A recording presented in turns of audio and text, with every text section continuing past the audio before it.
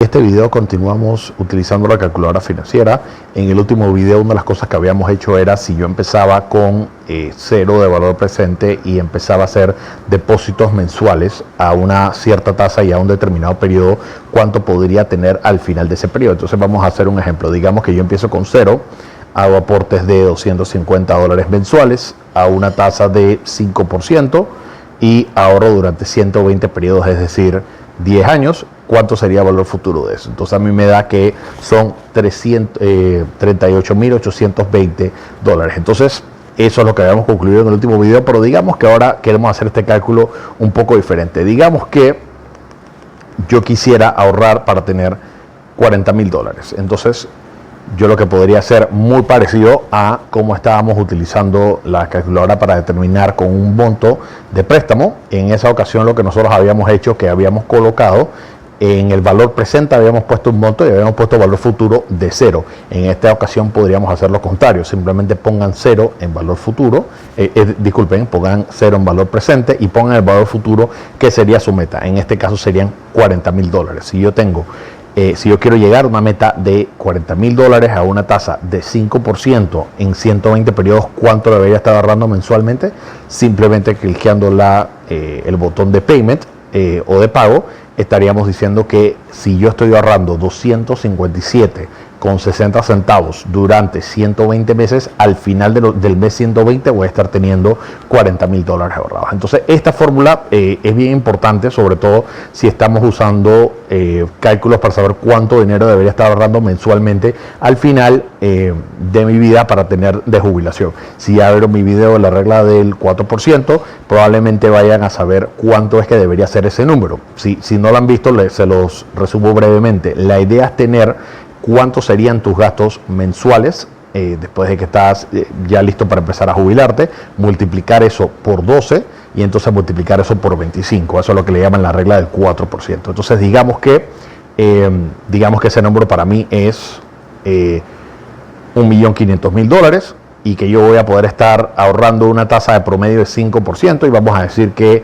a mí me demora 20 años poder jubilarme, o podría llegar a esta meta en 20 años. ¿Cuánto yo debería estar ahorrando mensualmente para que al final del periodo 240 yo tenga $1.5 millones ahorrados? Entonces, según esto, dice que yo debería estar ahorrando $3.649,34 mensualmente para poder llegar a esa meta de $1.5 millones. Si el número lo sorprendió a usted y dice, eso definitivamente no es un monto que yo podría estar ahorrando, hay varias opciones. Por ejemplo, una de las cosas que definitivamente se podría hacer es decir, ok, tal vez no lo puedo ahorrar en 240 meses, pero tal vez lo podría ahorrar en 30 años. Entonces vamos a decir que tengo 360 periodos. Evidentemente eso va a bajar el monto y ahora es un monto bastante más razonable. Entonces estamos hablando de $1.800. Entonces con eso podríamos tener una manera de calcular qué tan próximo yo estoy a jubilarme. Tal vez si ya yo soy una persona que tiene, digamos, 50 años, probablemente no pueda esperar 20 años para jubilarme, tal vez mucho menos 30 años para poder jubilarme. Entonces ya tendríamos que entonces cambiar cuánto es el valor futuro. Por eso es tan importante, y siempre lo recomiendo en mis videos, que es importante empezar a ahorrar lo más temprano posible. Otra cosa que ciertamente podríamos modificar, pero no necesariamente considero que es la manera más recomendable de hacerlo. Por ejemplo, volvamos al escenario donde teníamos 20 años y digamos que uno logra tener un retorno promedio anual de 8%. La razón por la cual no me gusta utilizar este método es porque esto básicamente te quiere decir, sí, en algunos años vas a tener menos de 8, pero en algunos años vas a tener más de 8, pero consistentemente durante 20 años puedes tener 8% de retorno anual. Normalmente cuando uno está hablando de jubilación, lo que recomienda la mayoría de los administradores de portafolio es que tú vayas cambiándote de instrumentos que tienen retornos altos, porque al final el retorno va de la mano con riesgo. Así que al final de tu vida probablemente vayas a estar teniendo mucho más bonos, mucho más cosas en cash, cosas que dan mucho menos retorno, pero que evidentemente son mucho más seguros. Entonces probablemente esta no sea el método correcto para estar usando. Capaz podríamos hacerlo tal vez en dos niveles, en que se calcula primero una tasa más alta, tal vez 8%, pero probablemente estar haciéndolo por 10, 15 años, no necesariamente 20 años. Pero asumamos que solamente para que veamos el impacto que hace la tasa de descuento, digamos que vamos a hacerlo al 8%. de retorno por 20 años. Eso nos va a dar que deberíamos estar ahorrando de $2.548. Si se dan cuenta en el escenario original, y lo voy a volver a hacer solamente para que lo veamos, cuando nosotros teníamos una tasa de 5%, estamos hablando de que teníamos que ahorrar 3.649. Es decir, que el impacto de la tasa de interés es muy importante, sobre todo con los periodos largos, porque evidentemente ese compounding interest o interés compuesto va a estar haciendo que uno gane intereses sobre intereses. Entonces, otra cosa interesante que podríamos usar con una calculadora financiera es, ok, ¿qué pasa si yo lo que no conozco es cuál es la tasa de interés que yo necesito para llegar a $1.500? Entonces, digamos que yo tengo $1.500, digamos que lo que yo realmente solamente puedo ahorrar son $1.200, y entonces me diría, hey, si yo nada más puedo ahorrar durante los próximos 20 años, ¿qué tasa de interés necesito? Vamos a poner uno de estos en negativo, de lo contrario la fórmula no saldría, pero ¿qué tasa de interés yo debería tener para entonces poder llegar al 1.5 millones de dólares al final de 20 años? Entonces, apretando rate, básicamente nos sale que yo debería estar teniendo un retorno de 13.71% promedio para que solamente con $1.200 yo pueda llegar al 1.5. Entonces, ya claramente podemos ver que es un poco difícil conseguir retornos por medio de 13.71%,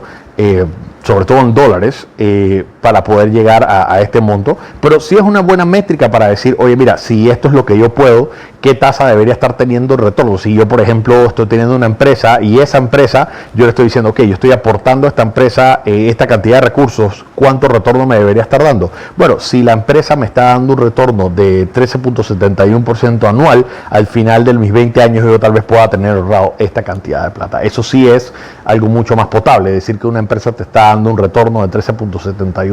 Así que ciertamente es una cosa a tomar a consideración. Entonces, hagamos también otro cálculo, que es una cosa que a mí siempre me parece importante decirle a las personas, utilizando nuevamente también esa tasa de interés.